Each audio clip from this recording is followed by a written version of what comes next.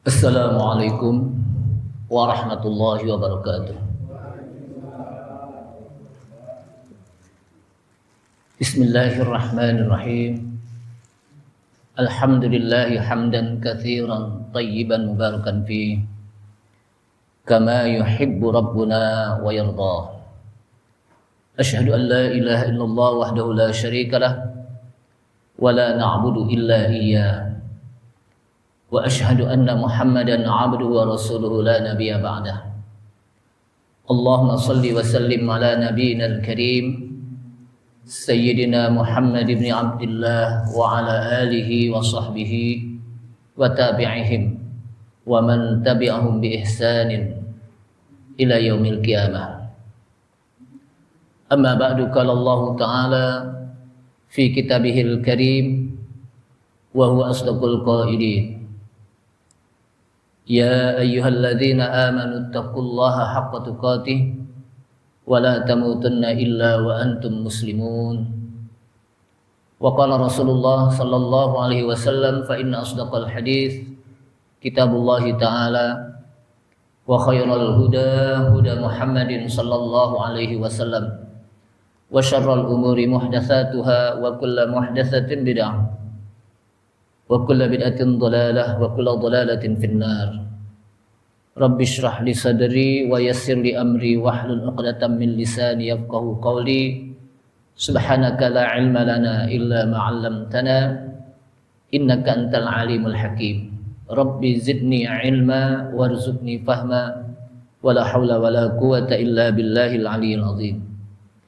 Ma'asyiral muslimin rahimani Allah wa rahimakum, hadirin jamaah Masjid Al-Munawwar yang mudah-mudahan dirahmati Allah Subhanahu wa taala. Kita awali dengan memanjatkan puji syukur kita kepada Allah Subhanahu wa taala yang telah memberikan taufik serta hidayahnya kepada kita sekalian, sehingga dengan taufik dan hidayahnya kita sama-sama bisa kembali hadir di majelis ilmu, satu kajian tentang bab sifat salat Nabi dalam kitab Bulughul Maram. Yang mudah-mudahan dengan kita mempelajari hadis-hadis Rasulullah sallallahu alaihi wasallam dalam kitab Bulughul Maram yang berkenaan dengan bab sifat salat Nabi, maka Allah Subhanahu wa taala akan menerima salat-salat kita nanti di akhirat dan dimudahkan kita saat hisab tentang salat kita. Salawat serta salam tak lupa kita sampaikan kepada Nabi kita Nabi Muhammad sallallahu alaihi wasallam beserta para keluarganya, para sahabatnya, para pengikutnya yang senantiasa istiqamah di dalam menjalankan sunnah-sunnahnya. Hadirin rahimakumullah, kita membahas pada malam ini tentang sujud sahwi, karena di sana ada yang namanya sujud tilawah, ada yang namanya sujud syukur. Dan kita sudah membahas masing-masing definisi, takrif dari apa itu yang disebut dengan sujud sahwi, apa itu yang disebut dengan sujud syukur, dan apa itu yang disebut dengan sujud tilawah. Malam ini kita masuk pada hadis yang diriwayatkan oleh Abu Hurairah radhiyallahu an tentang bagaimana tata cara salat sujud sahwinya Rasulullah sallallahu alaihi wasallam di dalam salat ketika beliau lupa tentang rakaatnya. Wa an Abi Hurairah radhiyallahu anhu qala. Hadis dari Abu Hurairah radhiyallahu anhu. Yang namanya siapa? Abu Hurairah ini siapa? Abdurrahman bin Sakhar, ya. Qala, kata Abu Hurairah radhiyallahu anhu, sallan nabiyyu sallallahu alaihi wasallam ihda salatayil ashiyyi rak'ataini. Riwayat dari Abu Hurairah mengatakan Nabi sallallahu alaihi wasallam pernah salat salah satu dari dua salat al-ashiyyi. Al-ashiyyi itu ada yang mengatakan wakil al-asr, salat asar. Ada juga yang mengatakan salat zuhur. Namun disebutkan di dalam Sahihain Imam Bukhari dalam riwayat Bukhari dan Muslim annaha az-zuhru min ghairi syakkin. Jadi bahwasanya Rasulullah saat itu melaksanakan salat zuhur dan itu tidak ada keraguannya lagi dalam kitab Sahihain. Ketika Rasulullah SAW salat zuhur atau juga dikatakan salat asar, rakaat ini beliau 2 rakaat. Ketika 2 rakaat, summa sallama, kemudian beliau memberi salam. Padahal salat zuhur berapa rakaat? 4 rakaat, tapi beliau ketika 2 rakaat apa? Memberi salam. Dipikir apa? Beliau memikir apa? Itu merupakan apa? Akhir dari tasyahud. Summa qama ila khabasyatin fi muqaddamil masjid. Kemudian setelah itu Rasulullah berdiri dekat khasyabah, kayu di depan masjid. Fa wada'a yadahu 'alaiha. Kemudian beliau meletakkan tangannya di khasyabah, di kayu tersebut.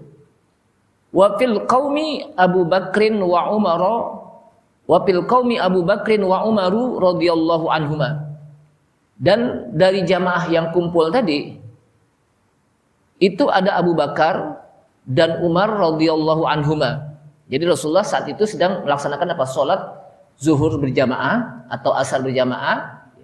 Dan ternyata di belakang beliau ada apa? Abu Bakar dan Umar radhiyallahu anhuma. Fahaba ayyukallimahu. Maka keduanya, baik Abu Bakar ataupun Umar radhiyallahu anhuma, beliau tidaklah mau berbicara tentang kenapa 2 rakaat yang dilakukan Rasulullah SAW. Saking beliau menghormati betul apa yang dilakukan oleh Rasulullah SAW. Jadi apa yang dilakukan Rasulullah SAW itu tidak pernah apa? Dibantah oleh 2 sahabat ini. Sehingga beliau apa? 2 sahabat ini Abu Bakar dan Umar radhiyallahu anhuma tidak berbicara, tidak memprotes gitu.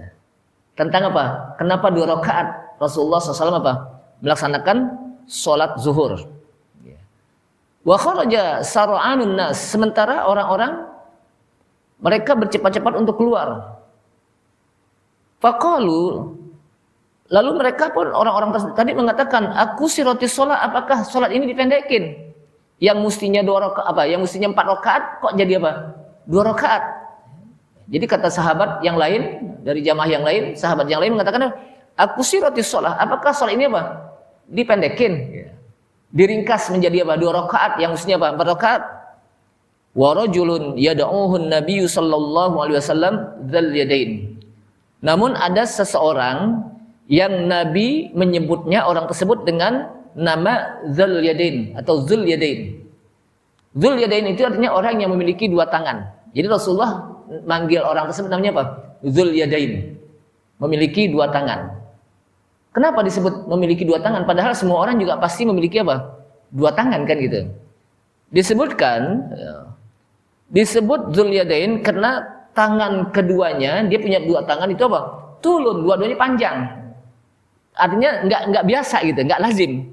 Kalau kita kan biasa ini, dia lebih panjang lagi dari apa? Kebanyakan orang. Maka disebut apa? Falukiba bidzalik. Maka orang tersebut dilakap, dia apa? Dipanggil namanya dengan Dzul Yadain. Ya, digelar dengan nama apa? Dzul Yadain. Sebetulnya namanya Al-Kharbak bin Amr. Ya. Dia dari Bani Salim, ada yang mengatakan dari Bani Khuza'ah. Ya. Faqala, kata Dzul Yadain, ya Rasulullah, anasita am kusiratis shalah. Wahai Rasulullah, apakah engkau lupa atau engkau pendekkan salat? Jadi beliau nanya nih, si Dzul Yadain nanya kepada Rasulullah SAW, ya Rasulullah. Sementara Abu Bakar dan Umar nggak mau tanya. Kenapa? Enggan. Begitu apa? Menghormatnya beliau sampai apa? Tidak mau bertanya tentang apa yang dilakukan oleh Rasulullah SAW. Tapi Dzul Yadain penasaran. Maka beliau nanya, ya Rasulullah, anasita am kusiratus shalah? Apakah engkau lupa atau engkau pendekkan salat? Faqala, maka jawab Rasulullah SAW, lam ansa walam tuksor. Saya enggak lupa dan saya juga enggak pendekin salat. Tidak dipendekin salat. Jadi apa? Saya enggak lupa dan saya tidak pendekin salat. Kata para ulama, berarti Rasulullah SAW apa? Menyebutkan di sini saya nggak lupa betul-betul Pak, sebagai sifat basyariah sebagai manusia. Ya. Tapi apakah Rasulullah itu apa? Berbohong ini? Tidak. Kata para ulama, maksudnya saya tidak lupa, Rasulullah dilupakan oleh Allah Subhanahu wa taala, dilupakan. Karena ini akan menjadi bentuk syariat nanti. Bagaimana kalau orang yang apa? Lupa gitu. Jadi Rasulullah dilupakan. Dan saya juga tidak pendekin karena memang salat zuhur apa? 4 rakaat gitu. Qala. Lalu kata Dzuliyadain, "Bala, qad nasita." Bahkan kau udah lupa ya Rasulullah. Mestinya 4 rakaat gitu. Fa shalla raka'ataini. Kemudian Rasulullah pun setelah itu nambahin lagi beliau 2 rakaat. Diikuti oleh apa? Para sahabat. Summa sallama. Habis 2 rakaat, habis tasyahud akhir, summa sallama. Kemudian beliau apa? Memberi salam. Setelah memberi salam, Rasulullah enggak jalan langsung. Summa kabbara. Kemudian beliau takbir, fasajada misla sujudihi.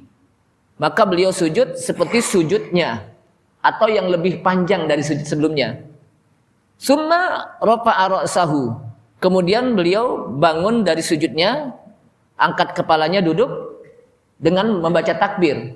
Kan tadinya apa? Sujud, Allahu Akbar. Kemudian bangun lagi, Allahu Akbar, fakabbara. Kemudian summa wada'a ra'sahu.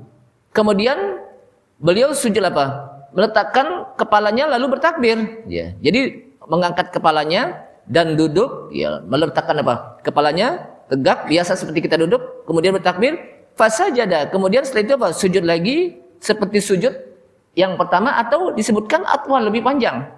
Summa rafa'a, kemudian beliau angkat lagi ra'sahu, kepalanya, duduk lagi, wa kabbara, dan beliau bertakbir. Artinya duduknya enggak panjang. Enggak lama gitu, enggak. Duduk langsung takbir lagi gitu. Ya. Untuk apa? Untuk menjedah antara sujud yang pertama dengan sujud yang kedua. Hadis ini muttafaqun alaih. Diriwayatkan oleh Imam Bukhari dan Muslim. Namun dalam lafzul Bukhari, hadis ini juga dari lafaz apa? Imam Bukhari. Namun dalam riwayat Muslim disebutkan salatul asri, itu salat asar. Disebutkan apa? Salat asar. Dalam riwayat Abu Daud itu disebutkan as-sadaqa dzul yadain. Apakah benar dzul yadain? Apakah benar dzul yadain? Fa'auma'u. Mereka pun mengikuti apa yang dilakukan oleh Rasulullah. Artinya Rasulullah nambah lagi salat 2 rakaat diikuti oleh para sahabat. Ai na'am. Ya. Nah di sini menyebutkan Rasulullah apa? Dzuliyadain mengatakan bala, tapi di sini mengatakan na'am. Jadi beda redaksi tapi maksudnya sama. Ya. Kemudian walam yasjud, Rasulullah tidak bersujud hatta yaqqanahullahu taala dzalika. Jadi beliau tidaklah sujud sahwi sampai Allah Subhanahu wa taala meyakinkan dia tentang hal itu. Jadi sampai Allah memberikan keyakinan dalam hatinya bahwa itu apa? Sujud apa namanya? Sujud sahwi ya, maksudnya sujud apa? Sujud sahwi. Jamaah sekalian, ini ada beberapa redaksi tapi yang jelas bahwa hadis ini menjelaskan tentang yang pertama Rasulullah sallallahu alaihi wasallam pernah sholat, ada yang mengatakan tadi zuhur, ada yang mengatakan asar. Dan beliau melaksanakannya 2 rakaat, yang mestinya apa? 4 rakaat. Sementara para sahabat di belakangnya, di situ ada Abu Bakar dan Umar radhiyallahu anhuma. Ketika melihat itu, Abu Bakar dan Umar radhiyallahu anhuma tidak apa? Tidak, kalau bahasa kita tidak protes, diam saja. Kenapa? Karena beliau apa? Mereka menghormati betul apa yang dilakukan Rasulullah sallallahu alaihi wasallam, pasti menjadi sebuah kebenaran gitu. Sehingga enggak pernah protes. Namun di situ ada yang namanya dzul yadain. Dilakapkan dengan apa? Kalimat dzul yadain. Dzul yadain ini bertanya, "Ya Rasulullah, anasita am kusiratus shalah? Apakah engkau lupa atau engkau pendekkan salat?" Kata Rasulullah, "Lam ansa wa lam tuqsar." Saya enggak lupa dan saya juga tidak pendekin. Gitu. Kata para ulama, Rasulullah tidak lupa. Tapi kalau enggak lupa, kenapa 2 rakaat kan gitu? Nah, ulama mengatakan Rasulullah dilupakan oleh Allah Subhanahu wa taala. Walam tuqsar, dan juga tidak dipendekkan karena memang salat apa? Zuhur 4 rakaat gitu. Kemudian setelah itu Rasulullah SAW tambahkan 2 rakaat. Kan tadinya kurang 2 rakaat, maka ditambah 2 rakaat. Selesai salam, beliau sujud 2 kali. yang dikenal dengan apa? Sujud sahwi, kemudian salam lagi.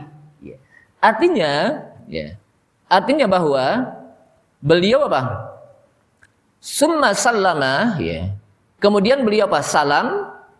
Kemudian beliau apa? Bersujud 2 kali. Walaupun di sini disebutkan fasajada misla sujudihi au atwala tsumma rafa'a ra'sahu wa kabbara. Tidak salam lagi gitu. Karena udah apa? Udah beri salam yang tadi. Jadi sujud 2 kali aja, enggak pakai apa? Salam terakhir. Kenapa? Karena ini dilakukan, mohon maaf tadi apa? Ini dilakukan setelah sholat. Karena setelah sholat maka tidak apa? Ada salam disebutkan dalam hadis ini. Jamaah sekalian, apa yang bisa kita ambil dari hadis yang cukup panjang yang diriwayatkan oleh Abu Hurairah radhiyallahu an dengan riwayat Imam Bukhari dan Muslim, juga Abu Daud juga meriwayatkan tentang apa? Hadis ini yang pertama adalah jawazus sahwi alal anbiya fi af'alihim al-balaghiyah. Jadi boleh lupa, para nabi itu boleh lupa di dalam mereka melakukan sesuatu untuk menjelaskan li'annahum basyarun, karena mereka itu adalah manusia yang apa? Yang pakai sifat lupa. Sebagaimana manusia-manusia yang lain juga pakai apa? Sifat lupa. Ini untuk menunjuki bahwa Rasulullah SAW juga manusia. Sama dengan kita sebagai basyar yang pakai apa? Lupa. Tapi itu adalah af'aluhum al-balaghiyah, perbuatan.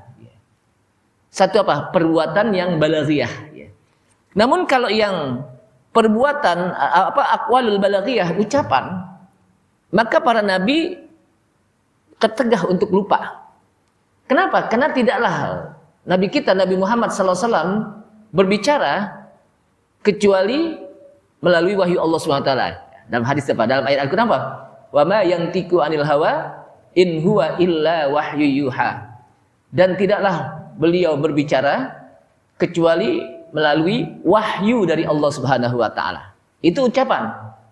Tapi kalau perbuatan bisa saja lupa perbuatan nih. Melakukan apa? Perbuatan. Tapi kalau ucapan, maka di sana apa? Ada bimbingan dari Allah Subhanahu wa taala berupa apa? Wahyu. Wa ma yantiqu. Jadi ketika beliau apa? Lupa, maka dibimbing oleh Allah Subhanahu wa taala langsung. Karena Allah Subhanahu wa taala mengatakan wa ma yantiqu 'anil hawa in huwa illa wahyuha.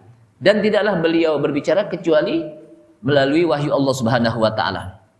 Jadi beliau boleh lupa dalam berbuat karena beliau menunjuki adalah basyariyah, memiliki sifat apa? Basyariyah. Kemudian al-hikam wal asrar, hikmah dan rahasia yang terjadi dari lupanya Rasulullah sallallahu alaihi wasallam. Apa sih hikmahnya? Gitu. Apa sih rahasianya yang terjadi di atas apa? Terhadap diri Rasulullah SAW ketika beliau sholat zuhur atau asar yang mestinya 4 rakaat, beliau lakukan 2 rakaat bayanut tasyri' untuk menjadi penjelasan tasyri' syariat. Di mana dengan apa? Dengan lupa tersebut, maka di sana ada hukum bahwa setelah lupa ditambah lagi, kemudian nanti setelah salam boleh sujud sahwi 2 kali. Jadi menjadi tasyri', menjadi hukum gitu. Wat takhfif 'anil ummah, dan juga ini untuk memberikan keringanan kepada umatnya. Artinya nggak perlu lagi diulang. Salat zuhurnya itu apa? Nggak perlu lagi diulang, atau salat asar nggak perlu diulang, cukup ditambah apa? 2 rakaat saja, kemudian nanti dilakukan sujud sahwi setelah apa? Salam. Dan itu terjadi pada diri Rasulullah SAW karena adanya lupa gitu. Sehingga menjadi apa? Menjadi tasyri', menjadi hukum dalam apa? Ibadah. Annal khuruj minas shalah qabla itmamiha, disebutkan di sini bagaimana orang tersebut kok dibolehkan sujud sahwi, kan udah pada bicara kan gitu. Nah di sini disebutkan annal khuruj, bahwa keluar dari salat, artinya sudah selesai salat tapi salat itu belum sempurna, kemudian diduga bahwa apa? Bahwa sholat itu sudah selesai, tapi belum sempurna, nggak membatalkan. Jadi apa? Ketika dia selesai sholat, kemudian selesai sholat, dia menduga bahwa sholat itu apa? Udah selesai, ternyata belum, maka itu tidak membatalkan. Cukup dengan dia tambahkan 2 rakaat setelah itu, atau rokaat yang kurang. Jadi cukup ditambahkan rokaat apa? Yang kurang. Namun sampai kapan dibolehkan itu? In qarubaz zaman. Kalau masanya itu apa? Sebentar, secara urut. Nah, orang udah lama apa? Udah lama apa? Ditambahin lagi enggak. Jadi apa? Enggak boleh ada jedah gitu. Artinya apa? Sebentar maksudnya. Enggak apa? Pas ngopi dulu disediain makanan. Ente tadi kurang tuh. Oh iya, enggak boleh itu. Kenapa? Karena masalahnya lama. Tapi ini apa? Memang baru gitu. Barunya juga waktunya itu juga secara urut. Oh ini sih baru banget gitu. Baru banget. Maka apa? Langsung buru-buru. Makanya apa? Ketika sudah dikasih tahu, langsung. Jangan pakai debat. Oh enggak, aneh sih enggak gitu. Enggak, jangan. Langsung aja gitu. Kenapa? Karena kalau pakai debat nanti waktunya jadi lama gitu. Gara-gara apa? Debat, enggak, aneh bener-bener 4 rakaat, enggak, itu 2 rakaat, enggak itu. Akhirnya apa? Lama. Akhirnya apa? Hilanglah sunnah sujud sahwinya.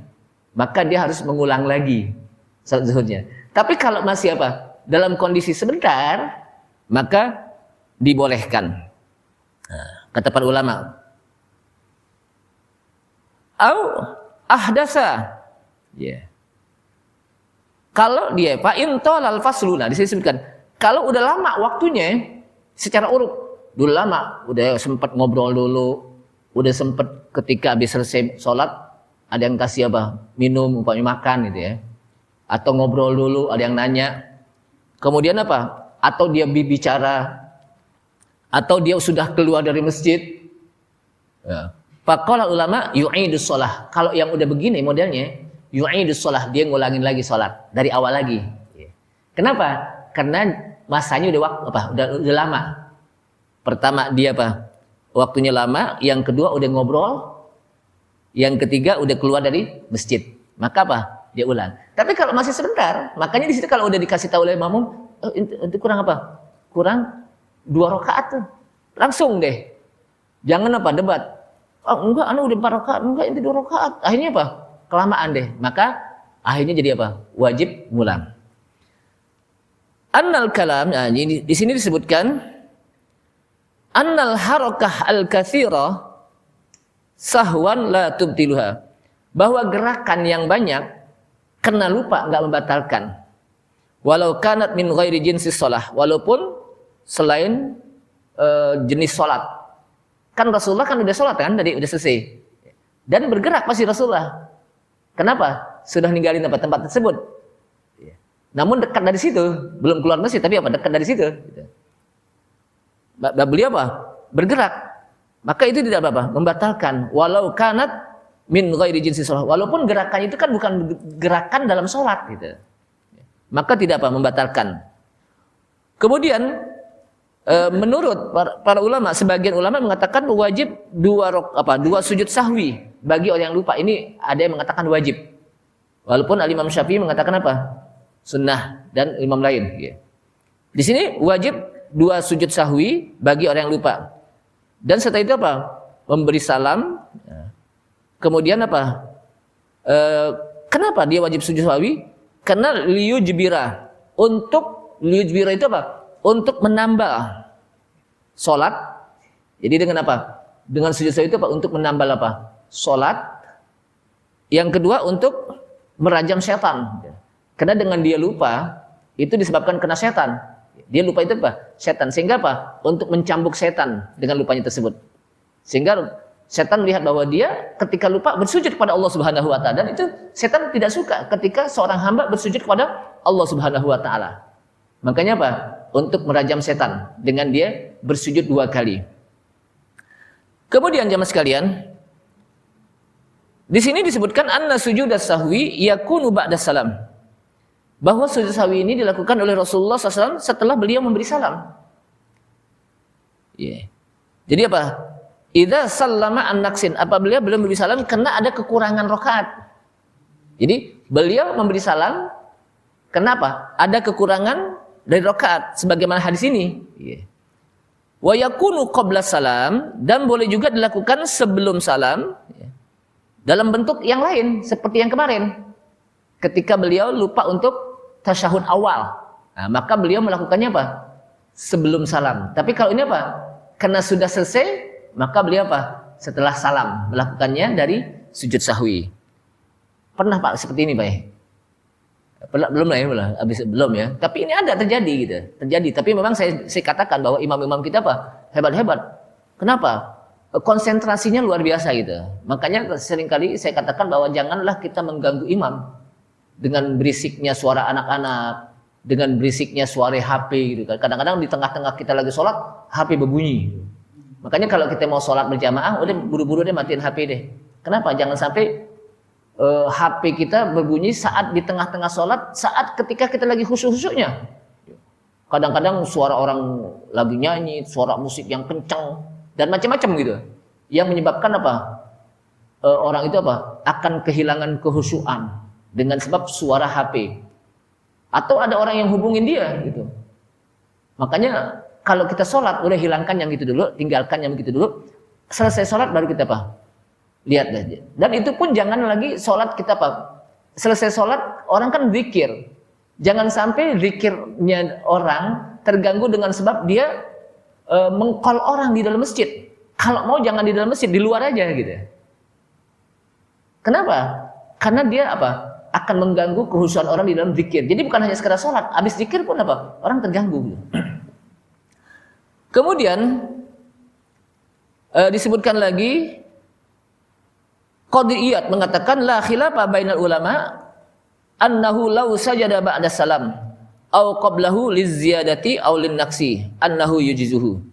Jadi tidak ada khilaf di antara para ulama, kata Qadiyat, bahwasanya sujud setelah salam, sujud sahwi maksudnya, sujud setelah salam, sujud sahwi, au qablahu atau sebelum salam, sujud sahwi, liziyadati karena untuk menambah rakaat, aulin naksi atau ada kekurangannya, annahu yujizuhu, itu boleh. Wala tufsidu salatuhu, dan tidaklah merusak salatnya. Wa innama ikhtilafuhum fil afdal, akan tetapi mereka berselisih tentang mana yang lebih utama. Apakah sujud sahwinya itu sebelum salam atau setelah salam? Itu apa? Menjadi beberapa pendapat para ulama. Kemudian dari hadis ini juga menjelaskan kepada kita ijlalus sahabah lin Nabi SAW. Bagaimana para sahabat itu menghormati betul Nabi SAW dan membesarkan Nabi, memuliakan Nabi, sehingga mereka takut terhadap Nabi. Mereka melihat Nabi seperti itu tidak berani untuk mengkritik, memprotes gitu. Tidak, ya Nabi enggak. Tapi mereka apa? Diam. Kenapa? Karena mereka yakin apa yang dilakukan oleh Nabi SAW pasti benar. Apalagi itu Abu Bakar As-Siddiq dan Umar radhiyallahu anhuma. Mereka apa yang dikatakan Nabi SAW sami'na wa ata'na. Menjadi sebuah kebenaran. Makanya disebut As-Siddiq. Karena Abu Bakar itu selalu membenarkan apa yang dilakukan oleh Rasulullah SAW. Kemudian anna sujud sahwi kasujudi sholbis sholah fi ahkami, bahwa sujud sahwi itu seperti sujud sholat bacaannya, walaupun terjadi khilafiyah tentang masalah apa bacaan yang lainnya gitu, tapi minimal bacanya subhana rabbiyal a'la bihamdi, sebagaimana kita apa sholat juga gitu. Wallahu shawab. Jamaah sekalian, memang pada awalnya sholat zuhur, sholat asar dan sholat isya itu apa 2 rakaat pada awalnya. Kemudian jadilah menjadi apa? Masing-masing 4 rakaat. Kemudian maghrib menjadi apa? 3. Menjadi apa? Ganjil. Karena di awal apa? Malam.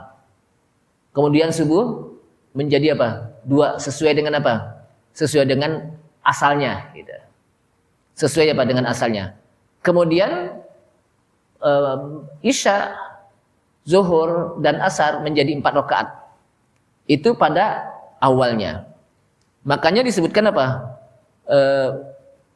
Setelah terjadi bahwa zuhur dan asar apa 4 rakaat, kemudian para sahabat mengatakan aku siratus sholat, apakah dipendekin lagi nih sholat gitu? Padahal apa? Udah 4 rakaat gitu. Maka kata Rasulullah apa?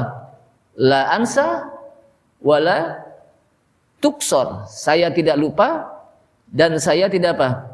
Memendekkan. La ansa wala tuksor, maksudnya fi zannihi, di mana apa? Dalam diri Rasulullah SAW. Jadi Rasulullah dalam hatinya mengatakan saya nggak lupa dan saya tidak apa? Pendekin gitu. Namun ulama mengatakan yang dimaksud adalah Rasulullah tidak lupa, tapi Rasulullah dilupakan oleh Allah Subhanahu wa taala, ya. Karena nanti akan menjadi sebuah bayanut tasyri'. Gitu. Dan Rasulullah juga tidak memendekkan.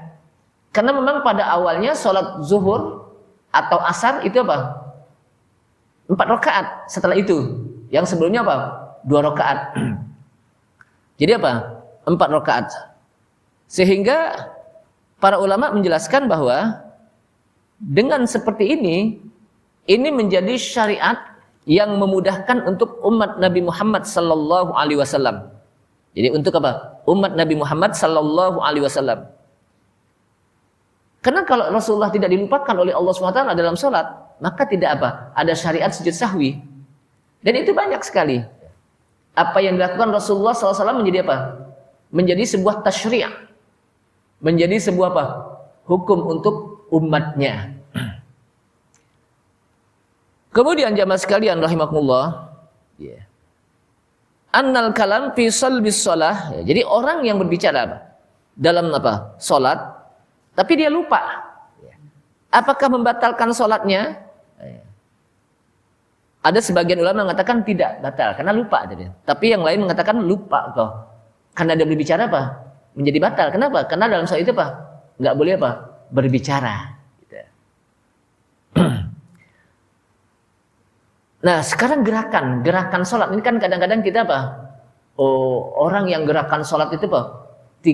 Lebih dari 3 maka bisa membatalkan apa? Sholat kan itu. Kita lihat dulu, ada gerakan dalam sholat. Ada gerakan yang memang diperintahkan untuk bergerak. Ada gerakan yang memang apa? Kalau dia tidak bergerak tidak bisa apa? Menambah. Seperti gini. Ketika imamnya batal umpamanya. Imam batal. Kemudian makmum yang di belakang kan harus maju. Kan dia bergerak. Apakah batal makmum? Enggak. Kenapa? Karena gerakan yang memang dibutuhkan. Gerakan apa? Al-harakah asy-syar'iyyah, gerakan yang apa? Memang disyariatkan. Kalau dia enggak bergerak, enggak bisa dong ganti imam kan gitu. Maka itu dibolehkan. Gitu. Itu dapat dibolehkan. Atau gerakan yang mengatakan bahwa ketika orang tasyahud itu apa? Jarinya digerak-gerakan. Kan itu batal tuh, kenapa? Jari itu bergerak. Ini apa? Al-harakah asy-syar'iyyah, gerakan yang memang disyariatkan karena memang ada hadis ya. Wa'il bin Hujr mengatakan apa? Digerak-gerakan gitu. Yuharrik gitu. Itu. Atau ada makmum yang kalau kita pas sholat nih, ternyata makmum batal. Lalu sopnya kan berkurang kan, renggang. Maka yang apa? Yang samping rapetin. Yang samping rapetin gitu. Jangan didiamin. Kenapa? Karena kita diperintahkan apa? Sawu sufufakum. Jadi apa? Luruskan saf kamu. Wasaddul khalal, rapatkan pundak kita gitu ya. Jangan sampai apa? Kosong. Karena setan itu akan menggoda di saat saf-saf itu apa? Kosong, kiri kanan gitu. Maka kita diperintahkan apa? Untuk merapatkan. Yeah. Makanya kalau kita sholat itu jangan renggang-renggang. Kita kadang-kadang disuruh apa? Diperintahkan untuk lurus, lalu apa? Rapat. Ini kadang-kadang orang renggang tuh. Sampai anak kecil lewat bisa gitu. Berarti kan kalau anak kecil lewat di samping itu apa? Masih renggang kan? Tapi kalau dirapat enggak. Makanya kata para ulama, kalau pundaknya rapat, maka kaki otomatis rapat. Kaki ini. Tapi kalau kakinya cuma rapat, kakinya dilebarin. Ini pundak nggak rapat. Ya. Makanya yang bagus apa? Pundak rapat. Otomatis kakinya apa? Rapat. Gitu. Umpamanya gini, mohon maaf ya. Ini kan kadang-kadang kita kan sholat kan ini renggang begini nih. Ini nggak rapat nih. Tapi kalau kita begini nih, dia rapat nih, otomatis rapat. Makanya yang bagus apa? Pundaknya yang rapat, otomatis dia bisa rapat nih. Tapi kalau ini rapat, lebar nih, ini nggak bisa rapat nih. Makanya apa? agar atas dan bawah, pundak dan kaki rapat, maka pundaknya dulu dirapetin, baru kaki, baru ke. Tapi itu pun kiri kanan harus paham gitu. Ini kan kadang-kadang udah dirapetin dia masih nyingkir lagi, akhirnya nggak rapat-rapat gitu. Padahal kita diperintahkan apa? Sufufakum watarasaw. Ya. Kemudian wasaddul khalal, rapatkan. Ya.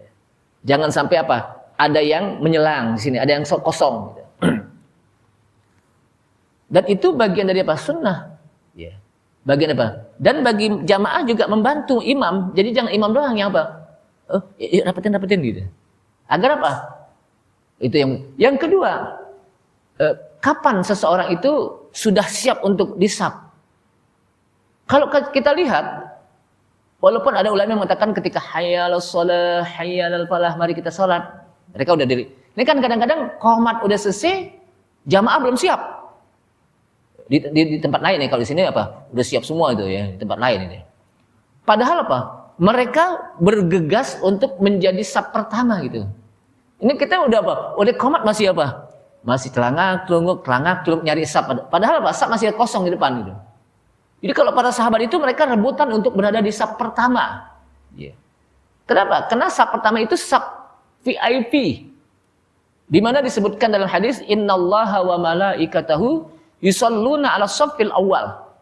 Sesungguhnya Allah dan para malaikat mereka berselawat pada sab yang pertama.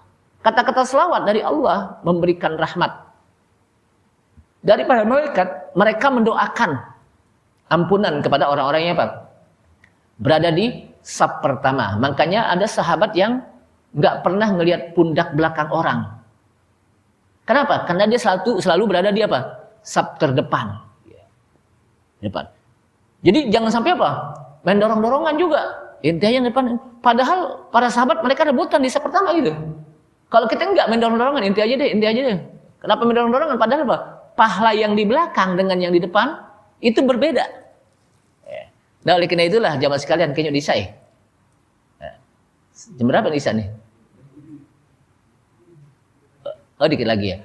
Nah oleh karena itulah khusus untuk sholat perhatikan bagaimana agar kita sholat itu bukan hanya sekedar menggugurkan kewajiban, tapi bagaimana kita mendapatkan pahala yang banyak. Mendapatkan pahala yang banyak. Pertama, kita bergegas untuk bisa berada di saf pertama. Yang kedua juga imam harus tahu tentang prioritas yang dilakukan. Jangan sampai lebih memenangkan yang sunnah ketimbang yang wajib. Contohnya gini, Fatihah itu kan wajib. Maka hendaknya dia betul-betul membacanya dengan baik, tidak buru-buru. Ya. Sedangkan sujud yang panjang untuk berdoa itu kan juga enggak itu hanya sekedar sunnah dan itu juga tidak semua orang melakukannya. Sehingga yang terbaik Fatihahnya dulu dibenarkan. Ini jangan sampai Fatihahnya cepat-cepat. Kalau giran kedengaran suaranya Alhamdulillahirabbil alamin Ar-Rahmanir-Rahim. Itu kalau kencang kedengaran orang. Tapi kalau enggak, itu enggak boleh gitu. Jadi baik yang keras, jahar maupun yang sir, yang pelan, itu sama bacanya. Bismillahirrahmanirrahim. Alhamdulillahirabbil alamin. Ar-Rahman. Ini kan kadang-kadang kita baru Baru iyyaka na'budu wa iyyaka nasta'in. Allahu akbar udah ruku. Tapi ini bukan di sini, tempat lain ya. Di sini sih enggak insyaallah ya. Artinya Berarti dia baca Fatihahnya lebih cepat. Iya. Ketimbang ketika ada jahar gitu. Maka di sini Jadi imam itu harus tahu prioritas seperti itu. Yang kedua, ada orang yang ketika diajak untuk sujud lama itu mungkin dia pilek atau hidungnya mampet gitu. Maka imam juga harus tahu itu. Jangan sampai menghilangkan kekhusyuan makmum gitu. Imam oke lah, tapi makmum kan belum tentu semuanya bisa gitu. Maka yang terbaik adalah Imam itu menjadi orang yang bijaksana. Apa bijaksana? Memahami betul bagaimana makmum tersebut. Nah, dari sini jamaah sekalian, bahwa jangan sampai kita sholat hanya sekedar sholat, tapi jadikanlah sholat kita pertama dengan ilmu, agar sholat kita nanti diterima oleh Allah Subhanahu wa taala. Sebagaimana Rasulullah mengatakan, "Shallu kama ra'aitumuni usolli." Salatlah kalian sebagaimana saya sholat. Dengan begitu, mudah-mudahan nanti di akhirat ketika kita dihisab tentang sholat kita, Allah Subhanahu wa taala mudahkan hisabnya. Dan pada akhirnya dengan sholat kita Allah Subhanahu wa taala masukkan ke dalam surga, yang di sana ada babus sholah, khusus pintu orang yang tukang sholat itu namanya apa? Babus sholah. Ada babus sodakoh, ada babus royan, tapi ada babus sholah, bab yang di situ pintu orang yang di samping dia melaksanakan sholat wajib juga sholat-sholat sunnah ditambah. Ini saja. Subhanallah, asyhadu an la ilaha illa anta astaghfiruka wa atubu ilaik. Wassalamualaikum warahmatullahi wabarakatuh.